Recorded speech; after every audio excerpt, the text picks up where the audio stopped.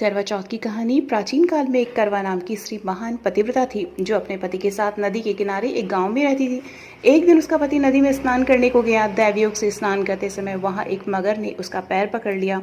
तब वो मनुष्य करवा करवा करके अपनी पत्नी को चिल्ला चिल्ला करके पुकारने लगा। अपने पति की आवाज को सुनकर उसकी पतिव्रता स्त्री करवा भागी भी चली आई और उस पतिव्रता ने आते ही मगर को कच्चे सूत के धागे से बांध दिया। मगर को बांधकर वह अपने पतिव्रत धर्म के बल से यमलोक में पहुंचकर यमराज से बोली कि हे भगवान, मेरे पति को मगर ने पकड़ लिया है। इस अपराध में आप अपने बल से मगर को नरक में डाल दो।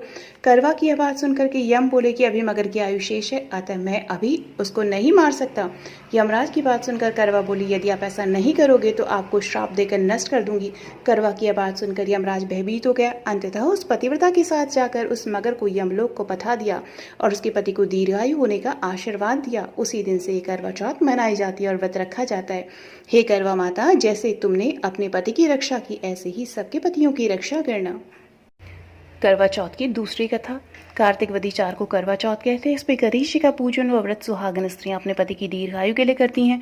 प्राचीन काल में द्विज नामक ब्राह्मण के 7 पुत्र और एक वीरावती नाम की कन्या थी। वीरावती प्रथम बार करवा चौथ व्रत के दिन भूख से व्याकुल होकर मूर्छित होकर पृथ्वी पर गिर पड़ी। तभी सब भाई यह देखकर रोने लगे और जल से मुंह धुलाकर एक भाई वट के वृक्ष पर चढ़कर छलनी में दीपक दिखाकर बहन से कहा कि चंद्रमा निकल आया।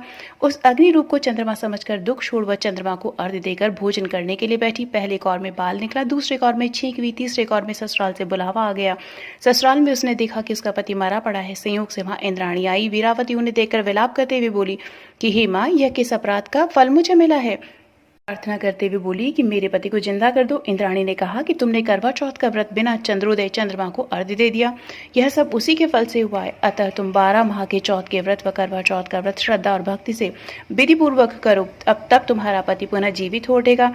इंद्राणी के वचन सुनकर वीरावती ने विधि पूर्वक 12 माह के चौथ और करवा चौथ व्रत को बड़ी भक्तिभाव से किया और इन व्रतों के प्रभाव से उसका पति पुनः देवता सदृश जीवित उठा। उसी दिन से यह करवा चौथ मनाई जाती है और व्रत रखा जाता है।